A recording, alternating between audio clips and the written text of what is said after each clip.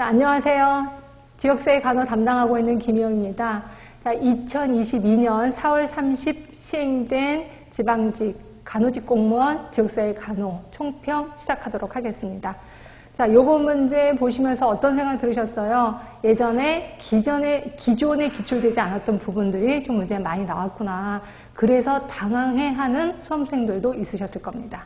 일단 우리 문제 하나하나 들어가도록 하겠습니다. 자, 제일 처음 문제, 그 전에 제가 거기 분석을 좀 해놨을 겁니다. 간호가정 개념 이론, 이 부분이 확실히 더 많이 나왔죠. 6문제 나왔습니다. 자, 그리고 행정 부분, 스와트, 건강 형평성 지수, 그래서 2문제 정도 나왔고요. 역학, 역시 예전이랑 비슷하게 3문제 정도 나왔습니다. 그렇죠? 그리고 환경 부분, 안타깝게도 안 나왔고요. 산업 부분 2문제 나왔습니다. 특히 건강진단은 워낙 단골 문제였기 때문에 쉽게 문제 풀으셨을 거예요. 자, 학교 보건, 역시 시험 문제 안 나왔고요. 보건교육 2문제 나왔네요. 이 중에서 사회학습이론, 단골 문제였었죠. 이게 조금 더 깊게 나올 거다라고 했는데 역시 깊게 나왔습니다. 그 다음에 이제 모성 사망비, 요거를 구분하는 문제가 나왔고요. 그 다음에 인구 쪽에 상주 인구, 요거 나왔습니다. 그 다음에 가족간호, 역시 여기는 부분이 좀 자주 나오는 부분이라서 그런지 3문제 정도 나왔습니다. 그래서 모두 20문제 나왔는데, 이거를 법을 한번 봤더니, 법에 대해서는 보건의료기본법 나왔고, 지역보건법 나왔고, 산업안전보건법이 또 시험 문제 나왔었습니다. 그래서 법으로는 한 3문제 정도가 나왔구나라고 보시면 될 것 같아요. 자, 하나하나 들어가겠습니다. 자, 1번 보시면, 자, 학습 내용을 조직하는 일반적인 원리. 이거는 우리 수업 시간에 엄청 많이 했었던 거 기억하실 거예요. 자, 일단 옳은 겁니다. 자, 어려운 것에서 쉬운 것이 아니라 쉬운 것에서 어려운 것으로. 그리고 구체적인 것에서 추상적인 것. 이거 맞지요? 그래서 답은 2번인 거고, 3번은 거리가 먼 것에서 직접적인 게 아니라 반대죠. 직접적인 것에서 거리가 먼 것으로. 4번째는 이것도 반대입니다. 알고 있는 것에서 모르는 것으로 조직을 해야 됩니다. 그래서 요거는 쉽게 답을 구하셨을 것 같아요. 자, 2번째 질문입니다. 자, 우리 가족발달 단계, 이것도 워낙 우리 구구단 외우듯이 외워라 라고 얘기를 한 거고, WHO가 제시한 겁니다. 그래서 첫 자녀 독립에서 마지막 자녀가 독립할 때 시기. 그래서 그 밑에 해설 부분에 나눠 놨을 겁니다. 1단계, 2단계, 4단계를 보세요. 4단계가 첫 아이 집 떠나서 마지막 아이 집 떠날 때까지 수축기죠. 그래서 보기 중에 축소기가 정답이 될 거고요. 이거는 제가 평상시에도 구구단 외우듯이 외워라 라고 표현을 했었을 겁니다. 그래서 이것도 역시 쉽게 접근을 하셨을 것 같고요. 자, 3번째입니다. 가족 사정 도구. 우리 굉장히 연습을 많이 했었던 거 기억하실 겁니다. 여기에서 힌트, 거기 박스 안으로 들어가시면 가족에게 유용하거나 스트레스 갈등, 이 스트레스요. 요게 힌트고, 또 하나 외부 체계, 이것도 힌트죠. 그래서 물어보나 마나 외부 체계도를 얘기하는 거고요. 그런데 보기 중에 앞만 봐도 외부 체계도가 없어. 이거 잘못된 거 아니야? 제가 그랬잖아요. 똑같은 단어를 다 외워라 라고 표현하는 거고요. 외부 체계도랑 똑같은 말은 가족 생태도예요. 그래서 답은 2번이 되는 거고요. 그 밑에 해설 부분을 보세요. 외부 체계도 가족 생태도라고 보이고, 여기에 보시면 에너지의 유출 유입, 그리고 스트레스 원, 요 2개의 단어가 힌트다라고 제가 평상시에도 얘기 많이 했을 거예요. 그래서 요 문제도 역시 아주 쉬운 문제였구나라고 보시면 될 것 같고요. 그 다음에 4번째입니다. 혹시 로이의 적응 이론 기억하시나요? 자, 로이의 적응 이론 하면은 자극이 주어졌을 때 그러니까 대처 기전을 활용해서 적응 양상을 보인다라고 표현했었을 거예요. 그렇죠? 그리고 이 적응 양상을 보고 이거 잘 적응한 거다, 효과적인 거다, 또는 비효율적인 거다 라고 우리가 판단을 한다라고 표현했고요. 이 중에서 대처 기전은 2가지 기전이 있었었죠. 조절 기전. 그 다음에 또 하나 인지기전, 이렇게 얘기했었을 겁니다. 자, 조절기전은 우리 몸의 자동조절장치라고 표현했고요. 인지기전은 내 생각, 아르마리가 바뀌는 거다라고 표현했고, 적응 양상은 4가지로 나타난다라고 표현했고요. 이 중에서 요번에 문제는 자극을 물어보는 문제가 있었습니다. 자, 요번에 문제 초점 자극, 그 다음에 자녀 자극, 그 다음에 연관 자극. 그렇죠? 자, 초점 자극은 이 사람을 이렇게 만든 가장 큰 사건을 초점 자극이라고 표현했고, 연관 자극은 이 초점 자극에 의해서 행동과 관련된 자극을 얘기하는 거고, 행동과 관련됐기 때문에 얘는 어떻다 그랬어요? 관찰이 가능한 거다라고 표현을 했었을 거예요. 그런데 비해서 잔여 자극은 자, 초점 자극과 관련이 돼 있지만 관찰이 불가능한 거. 관찰이 불가능한 거, 말 그대로 그 사람의 성격, 뭐 태도 이런 것들을 우리는 잔여 자극이라고 표현했거든요. 요거를 물어보는 문제였었구나라고 생각해 보시면 돼요. 자, 보세요. 현재 상태에 영향을 미치고 있는 개인의 신념, 태도, 성격, 과거 경험 이런 거 모두 측정이 어렵다. 왜? 관찰이 불가능하니까. 그래서 물어보나 마나 답은 잔여 자극이라고 보시면 되고, 이것도 당연히 수업 시간에 엄청 많이 했었거든요. 제가 실예를 들어가면서 했거든요. 그래서 여러분들 분명히 답을 고르셨을 수 있었을 거예요. 자, 이제 5번으로 갑니다. 우리 5번에 가시면 이것도 기억하시나요? 제가 모성 사망 비, 그 다음에 모성 사망률, 요 두 개를 구분하자라고 표현했었습니다. 그래서 율이라는 단어가 나오면 분자가 분모에 포함되면 율이다라고 표현했고, 두 개 다 분자는 똑같습니다. 분자는 임신, 출산, 산욕기, 합병증으로 죽은 부인의 수예요. 그렇죠? 이게 전 분자가 다 똑같은데, 자, 율은 분자가 분모에 포함이 돼야 된다 그랬어요. 그래서 그러니까 모성 사망률의 분모는 가임, 연령, 여성 인구수죠. 가임, 연령, 여성 인구수.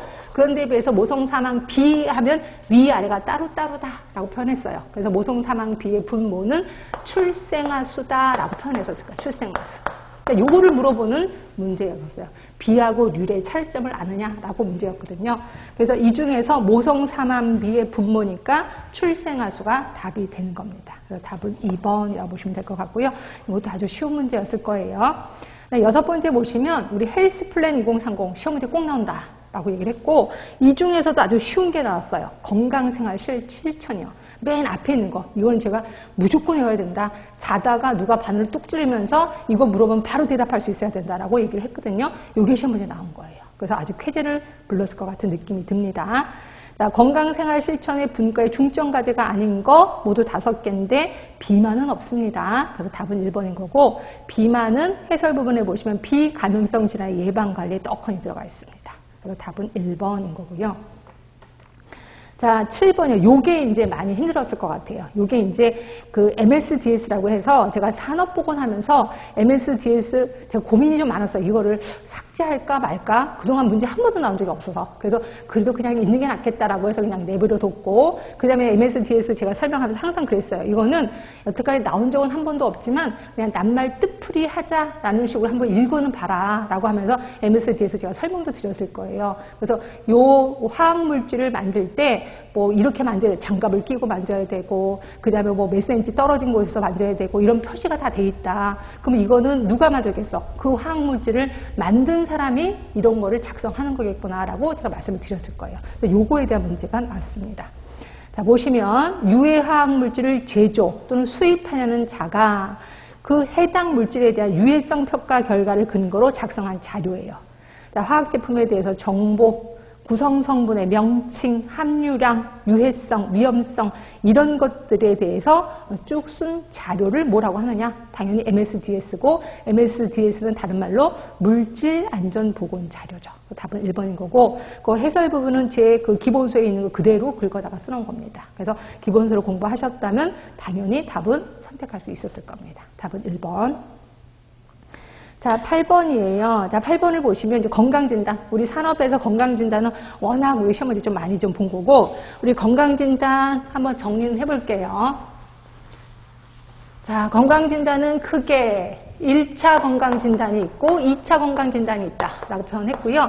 1차 건강진단은 모든 그러니까 근로자가 한 명이라도 있으면 무조건 해야 되는 게 일반 건강진단, 일반 건강검진이라고 얘기를 했고, 그 다음에 특수부서, 유해부서에서 일하는 분들에게는 특수건강진단을 한다라고 얘기를 했고요. 그 다음에 일반 부서에서 일을 하다가 특수부서로 가기 전에 내 몸 상태를 한번 보는 거, 그걸 우리는 배치정 건강진단이라고 표현했었을 거예요.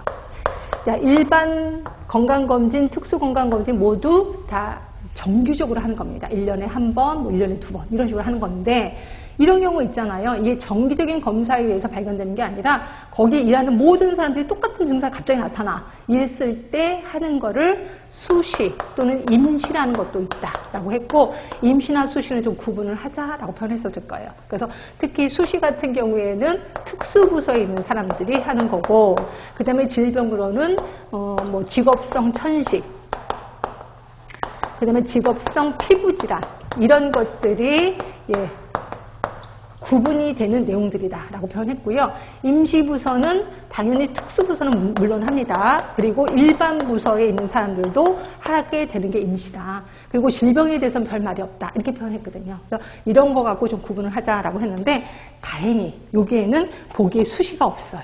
그래서 일단 답은 임시겠구나라고 금방 답을 고르셨을 거예요. 그렇죠? 그리고 얘네들은 분명히 정기적으로 하는 거라 그랬어. 근데 여기서 보시면 한번 읽어볼게요. 동일한 유해인자에 노출된 근로자들에게 유사한 질병의 증상이 발생한 거예요. 그러니까 정기적인 게 아니에요. 그냥 사람이 증상이 나타났으니까 이거는 아니면 임시 아니면 수시겠구나라고 느끼실 거야. 근데 보기 중에 수시가 없어요. 그럼 당연히 답은 1번이겠구나라고 느끼실 겁니다. 그렇죠? 그런데 뒷부분에 보시면 좀 낯설 거예요. 고용노동부 장관의 명령으로 실시하는 건강입니다. 이런 말 들어본 적 없는데 그러실까봐 밑에 해설 부분을 잠깐 보세요.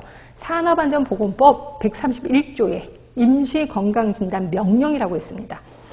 고용노동부 장관은 같은 유해인자에 노출된 근로자에게 유사한 질병의 증상이 발생한 경우 똑같이 문제 나왔습니다. 이때 보시면 그 특정 근로자에 대해서 건강진단의 실시, 작업 전환, 그 밖에 필요한 조치를 명할 수 있다라고 되어 있는 거야. 그래서 결국 법에 나와 있는 걸 그대로 문제를 내신 거죠. 그렇죠? 근데 이 법을 모르더라도 우리는 이건 임시 아니면 수시인데 보기에는 수시가 없으니까 답은 1번이겠구나라고 유추할 수 있었을 겁니다. 그래서 이것도 그렇게 어렵진 않은 문제였구나라고 보시면 될 것 같고요. 자, 그 다음에 9번입니다. 다음 재정 목적을 갖는 법률. 벌써 이 법의 목적을 묻는 질문이 벌써 3번이나 나왔었습니다. 그러니까 이거는 당연히 제가 공부해라 라고 표현을 한 거고요.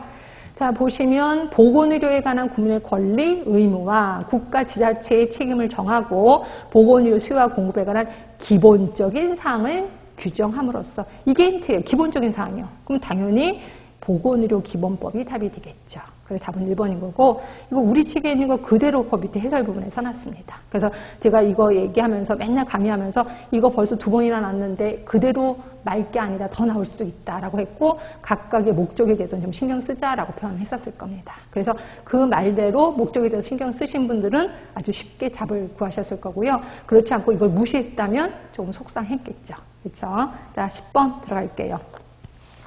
그 유명한 지역보건의료계획서 기억하실 겁니다. 이것도 한번 정리는 해볼게요. 수업 시간에 엄청 많이 정리해서 여러분 좀 지루해라고 할 수도 있는데 아니에요. 그래도 끝까지 좀 해볼까 합니다. 맨 처음에 시군구청장. 시군구청장이 혼자 하는 거 아니라 그랬습니다. 시군구위원회의 심의를 거쳐서 위원회의 심의를 거쳐요. 그래서 시군구 계획서를 짭니다. 그리고 이거를 바로 위로 올리는 거 아니라 그랬습니다. 2주 동안에 공고를 합니다. 그래서 주민들의 이의가 없어. 그럼 위로 시도지사한테 제출을 하는 거죠. 자, 그런데 그 시군구에 의회가 있거든요. 의회에는 보고를 합니다. 그리고 시도지사한테 제출을 하고 그래서 각 시군구에서 올라온 모든 계획서를 다 모아서 시도지사는 역시 시도의 위원회의 심의를 거쳐요. 그래서 시도 계획을 짭니다. 이것도 역시 2주 동안 공고를 합니다. 그래서 이의가 없으면 그때서야 보건복지부 장관에게 제출을 해요. 그리고 시도에도 의회가 있는데 그 의회에는 또 보고를 하게 되는 거죠. 그래서 제가 하의 상달식의 계획서, 굉장히 유명한 계획서다라고 얘기를 했고 대부분의 계획서가 5년마다 계획을 하는데 비해서 얘는 또 4년마다 계획을 한다. 그래서 특이하니까 외워라 라고 표현을 했었을 겁니다. 자, 결국 계획서가 2개가 나와요. 시군구 계획서, 시도 계획서. 그러면 그 내용이 있겠네. 그 내용도 있다 그랬잖아요. 그래서 내용은 2개가 아니라 3개다 라고 표현했었을 거예요. 그래서 하나는 공통 계획서 내용. 그리고 시군구 계획서 내용. 그 다음에 시도 계획서 내용 3개가 나온다. 근데 시험 문제는 공통형이 엄청 많이 나왔다. 이건 단골이다. 그리고 이걸 무조건 외워야 된다라고 얘기를 했고, 그 다음에 시군구 계획서 시도 계획서 내용은 구분만 하면 된다라고 표현했거든요. 그래서 여러분들 너무 많으니까 외우고 힘드니까 시도 계획서는 딱 2가지 종류로 기억하는 게 좋겠다. 하나가 뭐냐면 병상수요. 병상수. 그 다음에 또 하나가 정신질환에 대해서 무조건 시도라고 하고 이 2개를 좀 기억을 하자라고 표현했거든요. 이 중에서 요게 하나 시험 문제가 나온 겁니다. 그렇죠? 그래서 여러분들 보시면 보기 1번부터 4번까지가 있는데 1번 당연히 쉬워요. 시도 시군구에서 5년마다 계획을 수립한다고 해서 4년이잖아요. 그래서 틀린 거 아실 거고 4번을 보세요.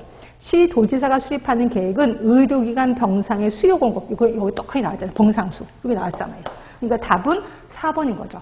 근데 문제는 2번, 3번을 몰라. 2번, 3번을 나는 모르겠는데 이런 분들이 있을 거예요. 근데 4번이 정확히 아니까 답은 4번으로 고르셨을 겁니다. 한번 2번을 볼게요.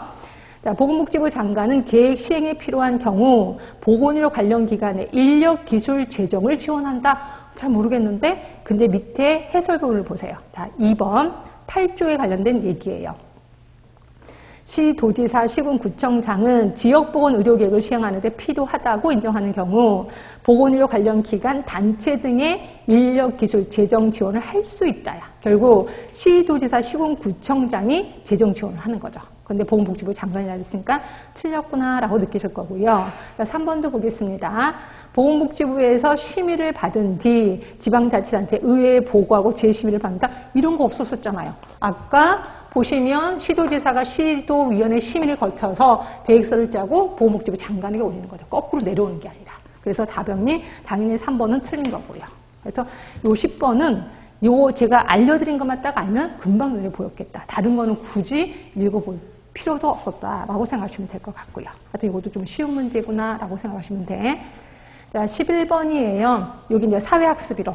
자, 우리 사회학습 이론하면 3가지에 의해서 사람들이 행동을 하게 된다. 어떤 환경이 주어졌을 때 바로 행동하는 것이 아니라 사람이 생각을 한다 그랬죠. 인지.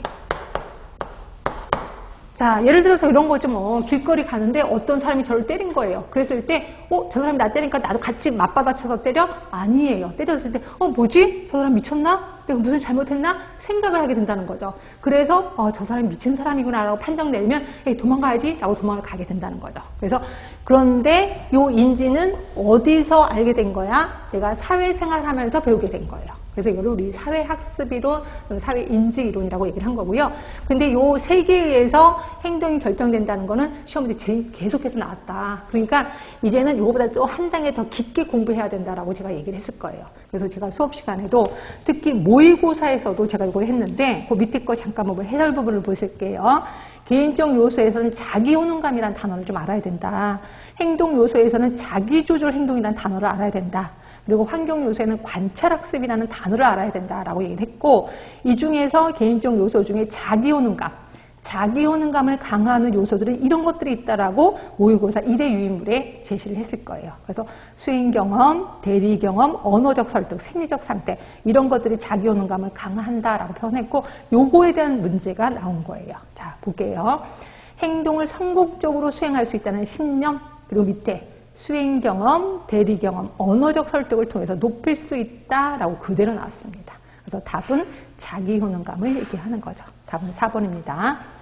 자, 12번 보세요. 이거는 이제 자료 수집 방법, 자료 수집 특성, 이걸 얘기하는 건데, 이거는 그냥 모르셔도 금방 답은 알 것 같아요. 그러니까 지나가는 사람한테 이거 뭐야, 이렇게 보여주면 그대로 답을 고를 수 있을 만한 그런 쉬운 문제예요. 자, 보시면 보건소 간호사가 마을 부녀회장을 심층 면담했대요. 그럼 이거는 직접법이죠. 직접 면담을 했으니까. 그리고 이에 해당되는 자료 수집 방법과 자료 특성. 심층 면담했으니까 어떤 설문지 갖고 한 게 아니라 심층으로 한 거잖아요. 그냥 면담한 게 아니라. 그러니까 이거는 양적인 것보다는 질적인 자료겠구나라고 느끼실 거예요. 그래서 답은 2번인 거고 이런 문제 틀리시면 절대로 안 됩니다. 진짜 이거는 쉬운 문제다라고 보시면 되고요. 자, 13번 들어갈게요. 자, 스와트 분석입니다. 워낙 단골이었던 스와트 분석. 근데 굉장히 쉽게 나왔었던 거 기억하실 거예요. 자, 보건소 의료 인력의 지식 수준과 기술적 역량이 높대요. 결국 우리 보건소에 근무하는 인력이 굉장히 능력이 뛰어나다는 거예요. 강점이죠. S입니다. 그다음에 지역사회 신종감염병이 갑자기 급속도로 확산됐대요. 이거 위협 아니에요? 누가 봐도 위협입니다. 결국 ST 전략. 답은 4번이 되는 거고요. 자, ST 전략하니까 어떻게 된다고 했어요? 우리 조직에 위협은 왔지만 우리 조직의 강점을 부각시켜야 되겠지. 그래서 신고객, 신사업 들어가야 되는 거죠. 신기술, 신고객 이 사업 들어가야 됩니다. 자, 우리 심심하니까 다른 것도 해볼게요. 약점 기회 전략 WO입니다. 자, 우리 약점이 많아 우리 조직에. 근데 기회가 온 거야. 그러면 어떻게 해요? 우리 조직을 뜯어 고쳐야 되겠죠. 방향 전환 전략 들어가고 구조조정 들어가는 거죠. 그런데 비해서 약점 위협 WT입니다. 상태가 가장 안 좋은 거예요. 지금 우리 조직에 약점도 있는데 위협도 온 거예요. 그러면 어떻게? 죽으면 안 되잖아요. 왜? 어떻게 목숨은 살아야 되겠죠. 그러니까 이때는 집중화 철수 전략 들어가야 돼요. 그냥 가장 좋은 게 강점 기회 SO 전략입니다. 이건 무서울 게 하나도 없습니다. 이럴 때는 공격 전략 들어가야 된다. 그렇게 해서 알고 계시면 되고요. 그래서 13번 그렇게 어려운 문제 아니었구나 라고 보시면 돼요. 답은 4번. 자, 14번입니다. 요게 조금 더 공부를 안 하신 분들은 또 이게 뭐야 또 했을 겁니다. 생애변화 질문지를 이용한 자, 가족 사정 방법. 이거 우리 책에 그대로 있습니다. 제가 요거 얘기하면서 가족 연대기, 그 다음에 파일 얘기하면서 그 밑에 체크 포인트 딱 해놓고 요거 한번 신경 쓰자라고 얘기한 거거든요. 그래서 그 밑에 체크 포인트, 그 해설 부분에 보시면 제가 그대로 우리 책이니까 그대로 긁어다가 거기 써놓은 겁니다. 거기 생애변화 질문지 보이시지요? 심리학자 홈즈가 이제 질병을 일으킬 수 있는 스트레스가 되는 43개의 사건에 대해서 상대 점수를 부여해서 측정한 거예요. 그리고 이거는 1년간 일어난 사건에 대해서 생애변화 단위 LCU 점수라고 합니다. 이 점수를 합산하도록 하게 된 건데 그 다음에 추후에 이게 좀 약간 개정이 됩니다. 그래서 44개의 문항을 추가해서 자, 그 변화 사건을 이렇게 나눠놨네요. 건강, 일, 가정과 가족, 개인과 사회, 재정 5개의 영역으로 나눠서 6개월 단위로 측정하도록 한 거죠. 그래서 세 번째 보시면 6개월간 발생한 사건에 대해서 점수가 200LCU야. 또 1년간 발생한 사건에 대해서 점수를 매겨서 500LCU야. 그러면 생활 스트레스가 높은 것을 의미한다라고 되어 있습니다. 자, 요거. 자, 이제 문제 들어가 볼게요. 자, 옳은 거를 고르는 거예요. 자, 1번 가족과 구성원에게 발생한 주요 사건을 시간의 흐름에 따라 순서대로 기술한다. 이거 기억나세요? 그래서 제일 나이 많은 분들에게 물어보는 거죠. 할머니가 결혼하셔서 무슨 일이 있었어요? 라고 물어보는 거예요. 근데 할머니가 그때 할아버지가 뭐 공사판에서 돌아가시고 그것 때문에 충격으로 화제를 못 쓰고 쭉 얘기하게끔 하는 거. 이거 뭐 있었어요? 가족 연대기라고 얘기했었을 겁니다. 일단 생애 변화 질문지 아니에요. 자, 두 번째, 최근 1년 동안 가족이 경험한 사건들을 생애 사건 단위로 합산해서 질병 발생 가능성을 예측한다. 맞지요? 네, 답은 2번이에요. 자, 3번, 가족이 문제를 해결하는 자가관리 능력과 가족 기능 수준을 평가할 수 있다. 이게 뭐예요? 우리가 알고 있는 아프가 스코어, 가족 기능 평가 도구를 얘기하는 거죠. 자, 네 번째입니다. 가족의 발달 단계, 구조 요인, 기능 요인, 대처 요인 등에 대해서 면담 결과를 기록하는 게 아니라 뭐예요? 아까 5개 영역. 건강, 일, 가정과 가족, 개인과 사회, 재정 5개 영역에 대해서 면담하고 그 결과를 기록하는 거죠. 그래서 답은 2번이 맞아요. 이것도 그 이론서를 아주 깊게 공부하신 분은, 이론서를 빠짐없이 공부하신 분들은 정말 이게 쉬웠을 거예요. 근데 이론서를 그냥 뚝뚝 그냥 뭐 이거 보고 이거 안 보고 뭐 이런 식으로 골라서 공부했던 분들은 이거 좀 어려웠겠구나라고 느끼실 겁니다. 자, 15번이에요. 사회생태학적 모형. 얘도 단골 문제였었죠. 그렇죠? 사회생태학적 모형에서는 개인적 차원인지 개인 간 차원인지 지역사회 차원인지 또는 정책 차원인지 이것만 구분하자라고 표현한 거고요. 답은 1번이네요. 자, 우리 멘토링 이런 거 나오면 개인 간 수준일 거예요. 그래서 해설 부분에 보시면 자, 개인적인 차원은 교육해주고 직접 서비스 제공해주고 이런 것들이었거든요. 개인 간 하면은 거기에 기존 네트워크 사용하는 거, 또 새로운 네트워크 사용하는 거에 멘토 활동 딱 있잖아요. 그렇죠? 그래서 멘토링 또는 동아리 이용하는 거 모두 개인 간이었고요. 그 다음에 정책 수준은 담배값, 담배세, 세금 인상하는 거 당연히 정책이겠죠. 그리고 우리 지역사회 수준 하면은 캠페인 하는 거라고 그랬잖아요. 그래서 이것도 아주 쉽게 답은 선택했었을 겁니다. 답은 1번인 거고. 그 다음에 16번이요. 제가 16번을 보면서 이거는 이런 두 가지 현상이 일어나겠구나. 이건 너무 쉬운데 그냥 답 아무 생각 없이 쓰신 분이 있는가 하면 이게 너무 쉬운데 이거는 뭔가 있을 것 같아. 내가 모르는 뭔가 있을 것 같아. 라고 자기 스스로 문제를 꼬기 시작하는 거죠. 이런 분들은 정답을 때리지 못했을 것 같아요. 근데 제가 그랬잖아요. 이번에 시험 문제는 그렇게 꼬진 않을 거다. 있는 그대로 나올 거다라고 얘기를 했었거든요. 그렇게 믿었다면 답은 그만 쓰셨을 거예요. 근데 혼자 스스로 이거를 문제를 꼬면 이제 뭐 배가 산으로 가겠죠. 일단 16번입니다. 건강 형평 수준을 판단하기 위해서 활용할 수 있는 지표.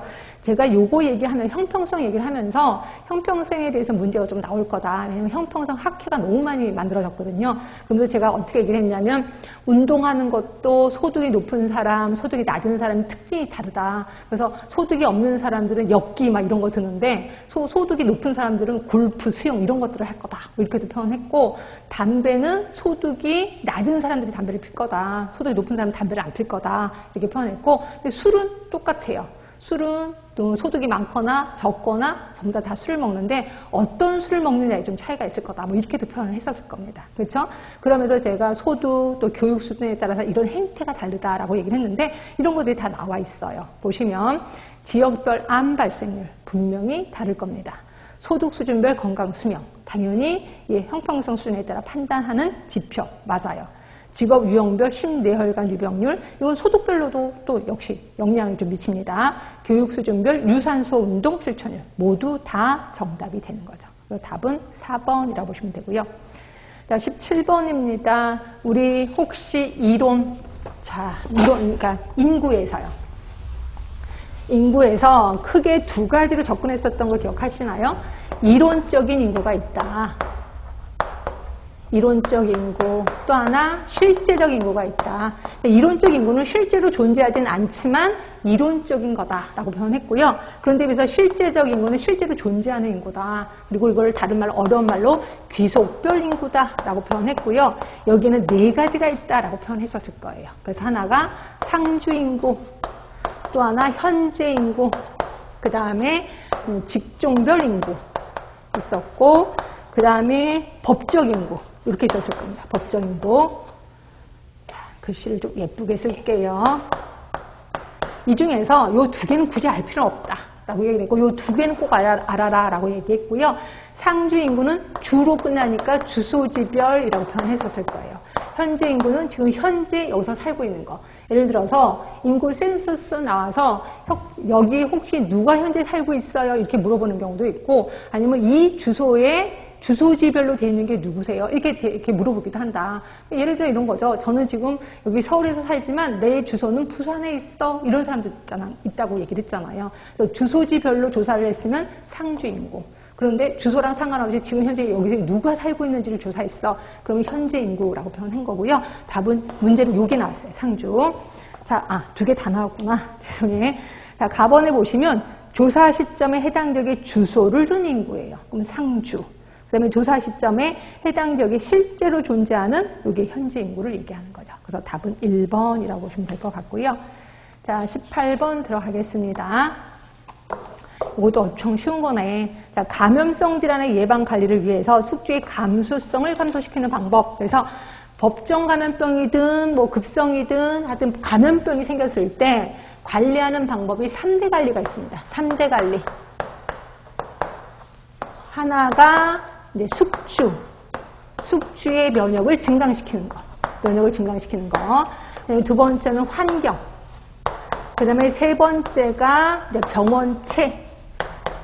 또 병원소를 관리하는 거죠. 병원소를 관리하는 거. 그래서 병원체, 병원소 관리하는 거에는 환자. 그렇죠? 그래서 환자인데 뭐 사람들이 아파. 그럼 치료해주면 되잖아요. 그렇죠? 또는 동물이 아파. 동물이 아프면 치료해준다고 했어요? 아니라 그랬잖아요. 죽인다고 했잖아요. 그래서 돼지, 뭐 인플루엔자 걸린 돼지 그냥 죽여버리잖아요. 소도 그냥 죽여버리잖아요. 그래서 그렇게 없애버린다라고 표현했고요.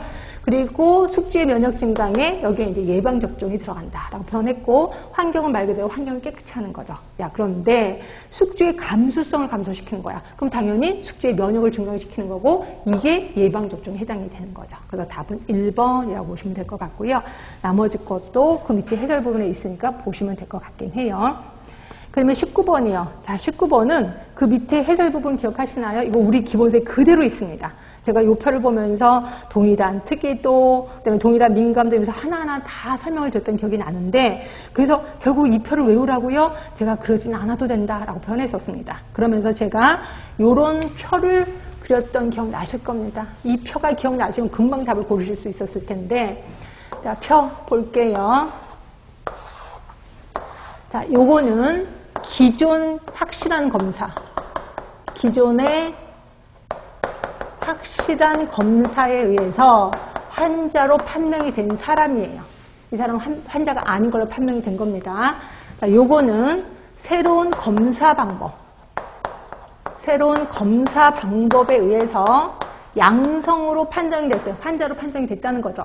그리고 음성으로 판정이 됐어요. 그래서 A, B, C, D. 요거 기억하시죠?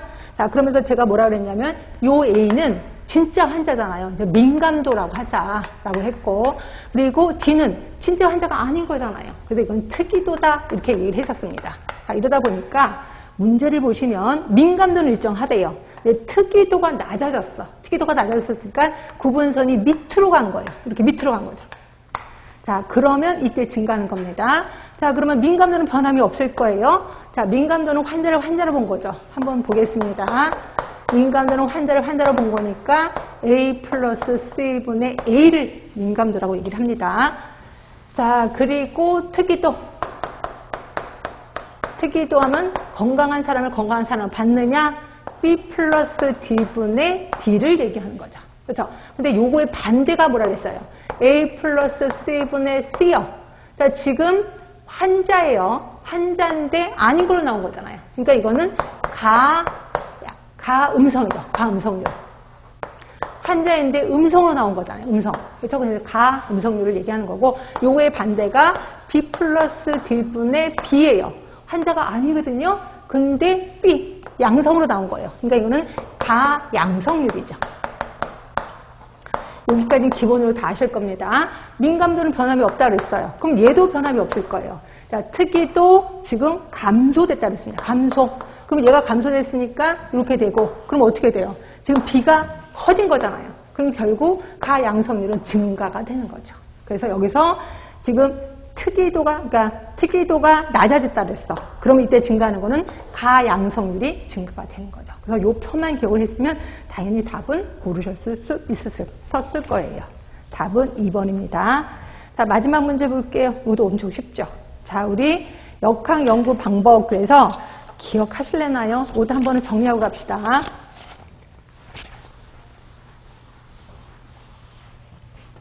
자, 이거는 현재입니다. 현재. 그리고 이거는 과거예요. 과거가 아니라 미래죠. 미래. 그리고 이거는 과거입니다. 자, 환자 대조군은 현재부터 시작해. 현재 환자 대조군의 과거를 조사하는 거예요. 과거 담배 폈느냐? 이걸 조사하는 겁니다. 자, 그런데 비해서 코호트는 현재 노출군, 비노출군. 다시 말해서 건강한 사람입니다.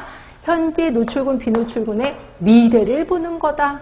쭉 추적조사하는 거죠. 미래에 이 사람이 폐암에 걸릴까 안 걸릴까 쭉 추적조사하는 거예요. 이걸 코호트 연구라고 합니다.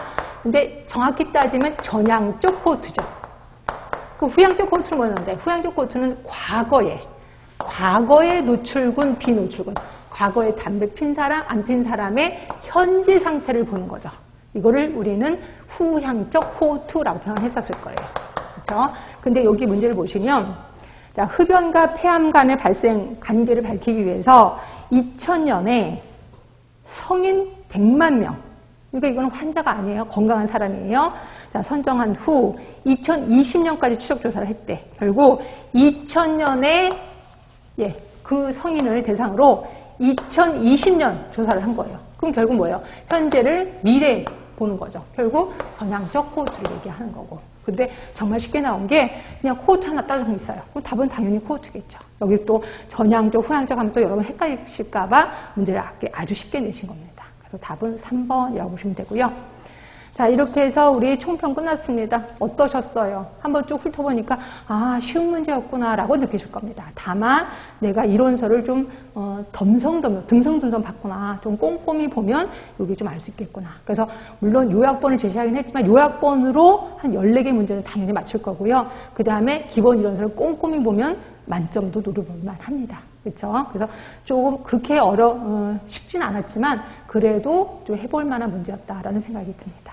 자, 그동안 고생 많이 하셨습니다. 이걸로 총평 마치겠습니다.